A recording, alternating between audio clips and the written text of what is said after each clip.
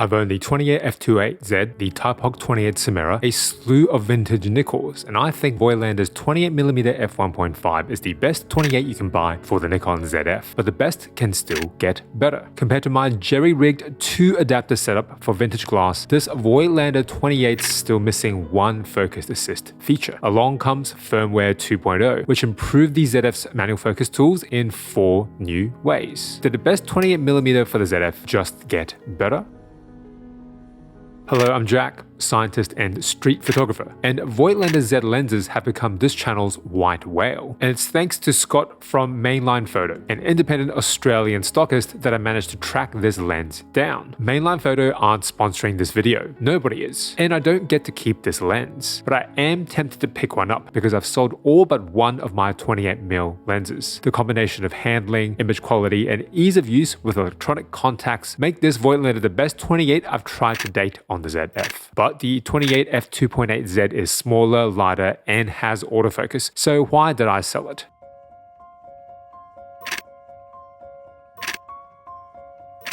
A disproportionate number of my favorite shots have come from manual focus, but it can be an uncomfortable shooting experience. Focusing's within my control, but getting the shot is completely out of it. Whether I'm shooting wide open or blindly from the hip can feel like a happy accident.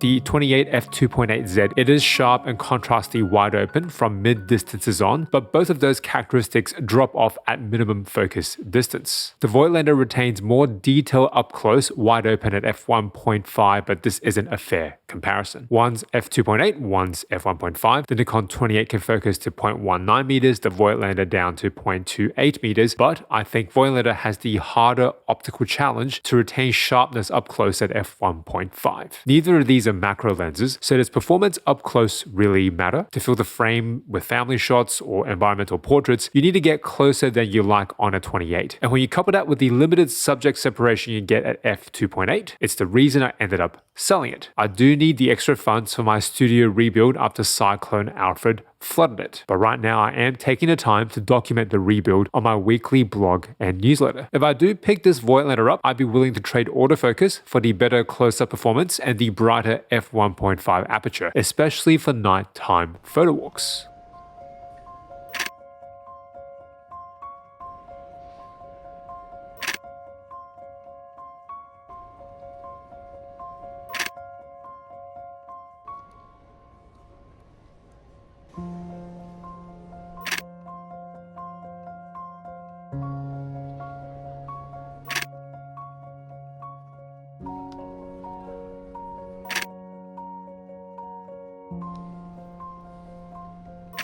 Another trade-off I've been willing to make is how Nikon handles non-CPU lenses on the ZF, which has been greatly improved in the first manual focus upgrade in Firmware 2.0. If you go into the wrench down to non-CPU lenses, focal length, aperture, and a custom name can now all be added, saved, and easily accessible via the IM menu too. If you want aperture recording in the EXIF data, you set it once on the aperture ring for the vintage lens and once inside the camera. Fantastic for all my vintage AIS lenses and keeping track of which ones I'm using, but these features don't impact the Voigtlander Z experience because it's already the best. Voigtlander lenses are CPU lenses with electronic contacts. Its aperture ring is linked to not only the aperture window, but also the metering and exposure in camera. Seamless. You don't need to interact with the non-CPU lens menu at all to get the right focal length and data. Up to 3 stops of IBIS works right out of the box. And on 28mm, I can hand hold down to a 1/10 or a 1/5 of a second shutter speed, no problems. You also get manual focus subject detection with these lenses on the ZF. Boxes appearing around the eyes and faces that turn green when you nail focus. And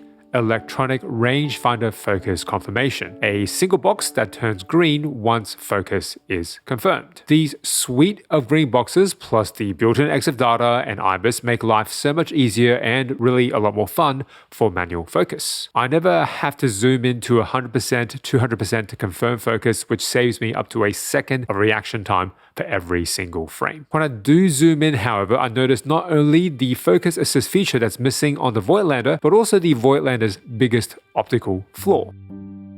wide open at f1.5, there's clear evidence of longitudinal chromatic aberration. Green and purple fringing either side of the focal plane, although it's mostly gone by f2, barely noticeable f2.8, f4. If you're worried, you can shoot the lens stop down to f2, still a stop faster than Nikon 28mm f2.8Z, or you can turn on highlight weighted metering and or set your exposure compensation to -0.7, -1. The fringing is most obvious in overexposed highlights, much less obvious in controlled lighting. What's the point of lugging around a bigger and faster lens if you just want to shoot it stopped down? The 360 grams of this Voigtlander feels much lighter in practice. It's mostly to do with how little it sticks out from the camera body, only 2 inches, less than 6 centimeters. And the form factor feels very similar to those Nikon 28 and 40mm muffin pancake lenses. It just stays out of the way. Its aperture ring is clicked, can't be declicked. The focus ring has just enough resistance with a buttery smooth helicoid action. The lens barrel does extend and come back, but thankfully there's no silver ring on the tip of the lens, it's all black. White, contrasty font, very easy to see even at night, and a little marking at infinity to quickly line up for zone focusing. Which brings me to the second manual focus upgrade in Firmware 2.0 for the ZF, on-screen distance markings. Previously it was a generic sliding scale pictogram. Now there are actual distance markers that you can toggle between meters or feet. But the distance scales only show up, for me at least, when I'm using an autofocus lens in manual focus mode. Manual lenses that are unchipped don't communicate distance information to the camera. Well, what about this chipped manual Voigtlander lens? As of right now on Firmware 2.0, no distance information appears when I'm focusing, but maybe this will come in a Voigtlander firmware lens update. Really, distance markings are most useful for stopping down to zone focus. But if you stop down, you'll lose one of the main appeals of this fast lens.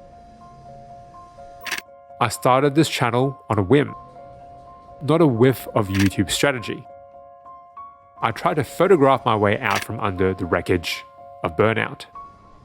A creative outlet from nothing more than a happy accident. It's what I'll need to lean on to recover from a different, not so happy accident. The only other fast manual 28 that competes with this one is the Thypoch 28 Simera. I've already done a full review on the Thypoch. I really like it, and it does have nicer bokeh at f1.4 than the Voigtlander at f1.5. The bokeh balls are bigger and rounder, although both cat's eye as you approach the corners. Thypoch is also better controlled when it comes to CA and fringing, although they're both still there on the Thypoch. But the reason I sold the Thypoch is because it lacks native Z mount support. It does come as Z mount, which has a crescent-shaped focus tab unlike the M mount variant, and its focal distance markers line up perfectly. You don't need an adapter. But unlike Voigtlander, Thypoch doesn't pay the Z mount licensing fee, so there's no electronic contacts, which means no green boxes, no exif data, limited IBIS support. So I resorted to a terribly complex workaround. I bought the newer E to Z adapter, which fools the camera into thinking an autofocus lens is attached. Then those green boxes appear. I then bought the E mount Thypoch 28 Simera to attach to this E to Z adapter. If I wanted to use F mount or M mount lenses, I just need an F to E or M to E adapter. Then any manual lens can give you those green boxes on this 2 adapter combo. The problem is that the camera thinks a CPU lens is attached, and the only way to correct the exif data and for IBIS to work properly, not via the non-CPU lens menu, but instead to attach the newer adapter via USB to the computer and correct text files. It's very doable, but quite cumbersome. So despite Thypoch's better IQ and better bokeh, I sold it, which frees up more funds for the rebuild. Despite how cumbersome this 2 adapter setup is, it does have one focus assist tool that's missing on the Voigtlander. On the bottom left-hand corner, there's 2 little arrows, encouraging you to focus forwards or back, and when you nail focus, a dot appears. When the ZF thinks an autofocus lens is attached, these arrows and dots appear when you try to manual focus. Even when you zoom magnify, these arrows and dots will be there, which is very helpful because those green boxes don't appear once you've punched in. But this tool is missing on the Voigtlander Z lenses. On Sony E-mount, Voigtlander lenses have an option to automatically zoom magnify as soon as you turn the focus ring. The ZF doesn't auto zoom magnify no matter what lens you have attached. Did Firmware 2.0 fix this? No, there's still no auto zoom magnify, nor are there arrows or dots. But Nikon did add a 3rd manual focus upgrade in Firmware 2.0, the option to zoom in to 400%. When you're that zoomed in, even someone like me with terrible eyesight won't need any other focus assist tools. angles. But if your eyesight is worse than mine and you want to autofocus on a fast Nikon 28mm, what are your options? There's the 28mm f1.4 or D from Nikon and F-mount. Legendary, but massive, and both very expensive. There's a Pancake Viltrox f4.5 and a Viltrox 28mm f1.8 with an aperture ring, but I opted for another Nikon 28 1.8. The G, very underrated, quick autofocus even on the Nikon DF's older AF module, and it's sharp enough without many optical compromises. But I sold that one along with my 28mm f2.8Z and the Thypoch 28 Simera because this was just too big a package once you add the FTZ adapter on the ZF. It lost the everyday carry appeal of a 28, so which 28 did I actually end up keeping? Manual focus can be frustrating. But since losing my studio, I've become grateful for it. I'm in control of focusing within the frame while being at the mercy of what's outside it.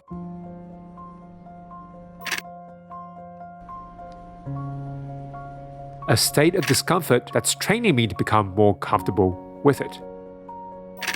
Flooding's just an accident. There's nothing I could do about it. But right now I am taking the time to document the rebuild on my weekly blog and newsletter.